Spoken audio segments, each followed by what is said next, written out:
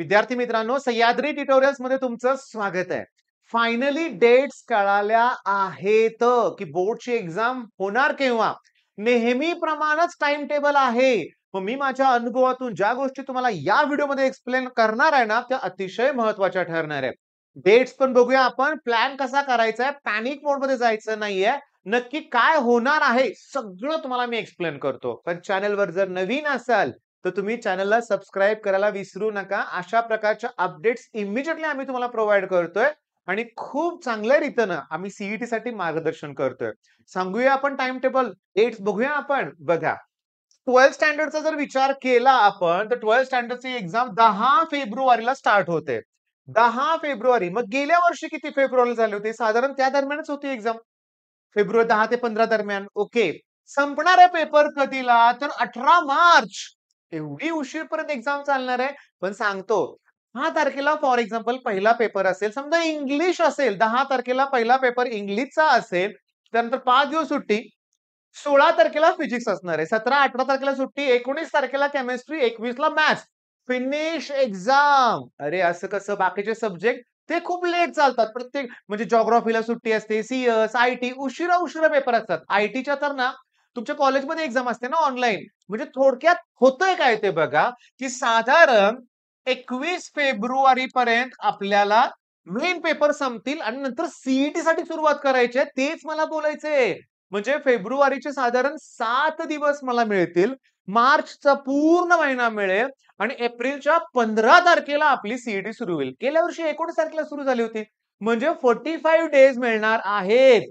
पण त्यावेळेस जो स्टुडंट प्युअरली रिव्हिजन करेल, मॉक टेस्ट देईल, तोच इतरांपेक्षा पुढे जाणार आहे. पण आता शॉकिंग मला तुम्हाला सांगायचं आहे, तर नीट लक्ष द्या. हे खूपच शॉकिंग आहे. 23 जानेवारी पासूनच प्रॅक्टिकल एक्झाम स्टार्ट होते.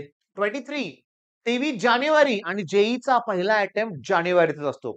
त्याचा रिझल्ट पण लगेचच लागतो. आता मला सांगा, की जानेवारी महिन्यात जर जेईची एक्झाम असेल आणि प्रॅक्टिकल एक्झाम 23 तारखेला असेल, तर प्रॅक्टिकलच्या अगोदर जर्नल सबमिशनचा लोड कोण कंप्लीट करणार?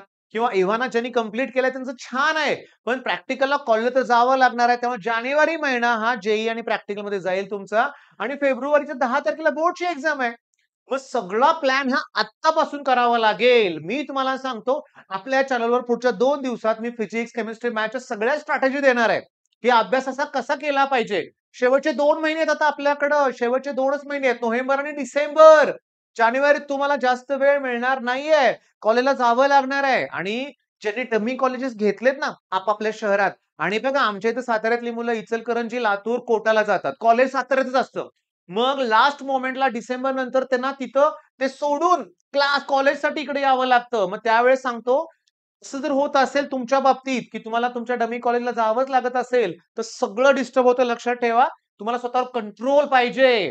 आणि मी तुम्हाला क्लिअरली सांगतो, नेहमी सारखंच टाइम टेबल आहे रे. त्याच्यामुळं जर प्लॅन आपण एक्झिक्यूट केला परफेक्ट, पुढचे 2 महिने व्यवस्थित युटिलाइज केले, नोव्हेंबर आणि डिसेंबर, तर काही प्रॉब्लेम नाही. अरे शून्यातून सुरुवात केलेली असू दे, काही हरकत नाही. मी तुम्हाला सांगतो प्रत्येक सब्जेक्ट सोपा आहे. मी क्लिअरली सांगतो, की तुम्हाला योग्य ती स्ट्रॅटेजी फॉलो करायची आहे. योग्य बुक्स वापरायचे आहेत लक्षात घ्या. वन शॉट लेक्चर आहेत YouTubeवर, पण अभ्यास झाला असेल तर ते वन शॉट चांगले वाटतील ना. नाहीतर डायरेक्टली वन शॉटच्या नादाला लागू नका. तुम्ही छोट्या-छोट्या कन्सेप्ट क्लिअर करा. त्यात तुमचा फायदा आहे लक्षात घ्या. बरं, आता मुद्दा असा महत्वाचा आहे, 10वीच्या मुलांच्या पण एक्झाम आहेत. त्या केव्हापासून आहेत? त्यांचं काय निवांत.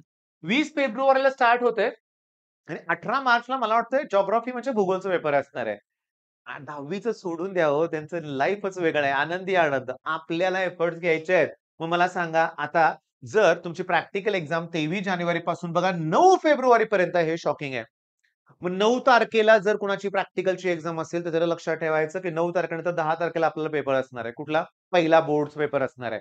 आणि क्लिअरली रिटर्न प्रॅक्टिस पाहिजे बरं का आता लिखाणाची. मी बघितलं एमसीक्यूच्या नादात मुलं प्रेझेंटेशनच विसरायला लागलेत. हे नको आहे. पण आता 2 महिने आहेत आपल्याकडं. मॉक टेस्ट सोडवायचे आहेत तुम्हाला, पेपर द्यायचे आहेत. कॉलेजची प्रिलिमचं टार्गेट ठेवा. हां, प्रिलिमची एक्झाम द्यायचीच आहे लक्षात घ्या. म्हणजे ऑब्व्हियसली कॉलेजवाल्यांना जानेवारीच्या अगोदरच प्रिलिम घ्यावं लागेल. हे सगळं लवकर-लवकर होतंय. कशासाठी? हां, सीईटीची एक्झाम पण लवकर झाली, की रिझल्ट लवकर लावता येईल. मग कॉलेजचे ॲडमिशन्स लवकर होईल, है ना? काही नाही, कॉलेजला वेळ लावायचा लावतं सीईटी सेल लक्षात घ्या. 4-4 राउंडमध्ये इतका वेळ जातो ना, इंजिनिअरिंगला शेवटी ॲडमिशनला उशीर होतो. पण अशी आशा करूया, की यावर्षी लवकर होईल.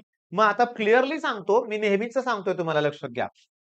इंग्लिशच्या पेपर नंतर 5 दिवसाचा मोठा ब्रेक असतो आणि त्यात फिजिक्स. नंतर एकच दिवसात सुट्टी असते केमिस्ट्री आणि नंतर एकच दिवसात सुट्टी असते आणि मॅथ्स. आता गेल्या वर्षी लकीली 1+1 फिजिक्स नंतर 2 दिवस केमिस्ट्रीला सुट्टी मिळाली होती. टाईम टेबलमध्ये शनिवार, रविवारमध्ये आला असेल. पण यावर्षी मी एक पहिला कन्सिडर करतोय. चला डेट्स डिक्लेअर केलेत. फायनल टाईम टेबल आल्यावर पण स्ट्रॅटेजी बनवूया आपण. पण मी तुम्हाला सांगतो थोडक्यात आमची स्ट्रॅटेजी कशी असते बघा. 5 दिवस सुट्टी आहे ना, तर 5च्या 5 दिवस फिजिक्सच करायचा. 2 नाही 3 दा रिव्हिजन होऊ दे, पण फिजिक्सच करायचा. मुलं चुकतात कुठे माहितीये का? 5 दिवस सुट्टी आहे ना, चला 1 दिवस केमिस्ट्री करूया, 1 दिवस मॅथ्स करूया किंवा 1 दिवस दुसरा कुठलातरी सब्जेक्ट करूया. सगळं चुकतंय इथं. तुम्ही म्हणाल तर 5 दिवस कोण फिजिक्स करतंय, पण अनुभवातून सांगतोय ना, जो फिजिक्स प्रॉपर करतो, ज्याला पहिला पेपर फिजिक्स, केमिस्ट्री, मॅथ्स मधला फिजिक्स जो आहे पहिला तो सोपा जातो.